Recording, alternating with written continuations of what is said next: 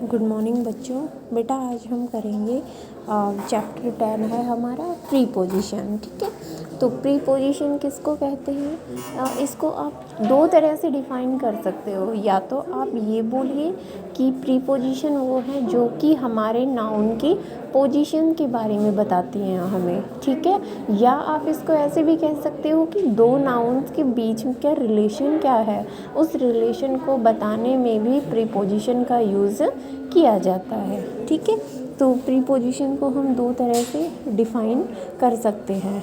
अब इसमें आगे देखते हैं। तो preposition is a word that shows. Preposition क्या है? एक वर्ड है जो हमें क्या दिखाता है? रिलेशनशिप बिटवीन टू और मोर देन टू नाउन, जो दो या दो से ज़्यादा नाउन के बीच का रिलेशनशिप या उनके संबंधों को बताता है। ठीक है, एग्ज़ाम्पल में ये जितने भी वर्ड आपको दिए गए हैं बच्चों, ये सारे प्रीपोजिशन वर्ड हैं। ठीक है, जिनका यूज़ किस में किया जाता है? प्रीपोजिशंस में। अब आपको रिलेशन कैसे देखना है? क्या देखोगे? ये देखो, इस पिक्चर में क्या दिख रहा है आपको? एक पेड़ है, ठीक है, और एक गाय है, ट्री और काऊ। अब इसको हम कैसे देख सकते हैं कि भाई जो गाय है वो पेड़ के नीचे खड़ी है, या आप ऐसे बोलो कि गाय पेड़ के पास खड़ी है।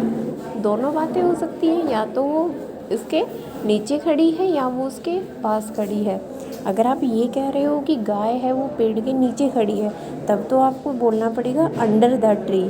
ठीक है, बट अगर आप ये कह रहे हो कि वो गाय उसके पास में है, तब आपको नियर शब्द यूज़ करना पड़ेगा। नियर वर्ड, नियर मतलब पास में।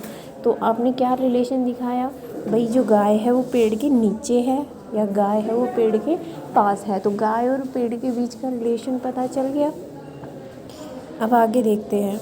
इसमें देखो, ये एक रैबिट है कुएं के पास। ठीक है, कुएं के पास में है तो हम क्या बोल देंगे? The rabbit is near the tree. Third में देखिए, यहाँ पर क्या है आपकी? एक टेबल है, टेबल के ऊपर क्या रखा है? ग्लास। ठीक है, तो आप इसके रिलेशन को कैसे शो करोगे कि भाई जो ग्लास है वो टेबल के ऊपर रखा है? ऊपर है तो ऊपर के लिए क्या आ जाएगा आपका? On the table. ठीक है, क्या आ जाएगा? On the table. अगर नीचे होता, माना अगर ग्लास नीचे होता तो क्या करते? फिर हम कहते अंडर द टेबल। ठीक है, तब हम कहते अंडर द टेबल, लेकिन अभी हम कहेंगे ऑन द टेबल। आगे देखिए,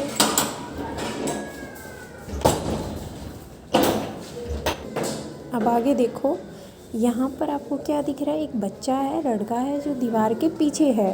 तो इसमें दीवार के पीछे है, इसलिए हम क्या कहेंगे? पीछे के लिए कौन सा वर्ड यूज़ करेंगे? बिहाइंड। ओके, भाई हमें पता है दीवार के पीछे है वो, तो पीछे के लिए बिहाइंड वर्ड यूज़ करेंगे। तो the boy is behind the wall.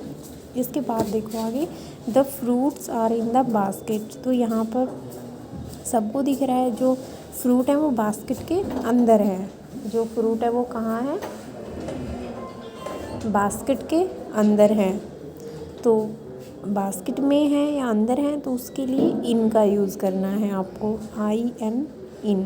ठीक है, एंड लास्ट है, यहाँ देखो, ये जो बिल्ली है ये आपको अलमारी के सामने दिख रही है, या आप ऐसे बोलो कि जो बिल्ली है वो अलमारी के पास में है। दोनों ही बातें बोल सकते हो। अगर आप ये कह रहे हो कि पास में है, तब तो आप कहोगे नियर द कपबोर्ड। बट अगर आप ये कह रहे हो कि इसके सामने है, अलमारी के सामने है बिल्ली, तो आपको क्या बोलना पड़ेगा? In front of. ठीक है, फ्रंट मतलब बिल्कुल सामने, कि जो बिल्ली है वो अलमारी के बिल्कुल सामने है। तो बच्चों आज हम इसमें इतना ही करेंगे। ठीक है, ये जितने भी वर्ड हैं, जैसे कि ऑन का मतलब होता है ऊपर, इन मीन्स में, बिहाइंड पीछे, अंडर नीचे हो गया, नियर पास, बिटवीन दोनों के बीच में। ठीक है, अबाव का मतलब होता है ऊपर, अबाव मतलब भी ऊपर ही होता है। तो इस तरह से ये सारे हमारी उसकी पोजीशन बताते हैं, भाई अंदर है, बाहर है, आगे है, पीछे है, ऊपर है, नीचे है, बीच में है। किस तरह से हमारा नाउन है वो कहाँ पर है, उसकी पोजीशन क्या है, तो ये हमें हमारी प्रीपोजिशंस बताती हैं। ठीक है, तो बेटा आज हम इतना ही करेंगे, इसको पढ़ लेना अच्छे से और प्रीपोजिशन वर्ड जितने याद हो सके आपको उतने याद करने हैं। ठीक है, बाकी का हम कल की क्लास में करेंगे। Thank you.